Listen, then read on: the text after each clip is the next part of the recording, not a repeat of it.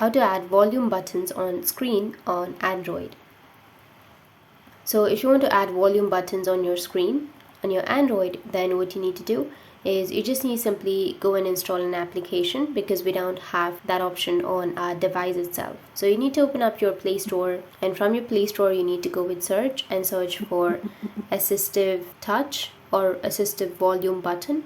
After searching, here you will have the application, so you just need to simply go and install the application. Once you install the application, then you'll be able to add the volume buttons. So wait for it to install. After that, tap on open, which is on the right side, and now tap on the permission and allow the display over the other apps. So tap on Assistive Volume button and then tap on allow.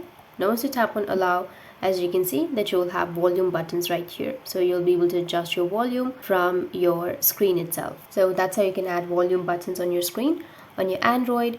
And if you have any questions, feel free to comment below. Thanks for watching.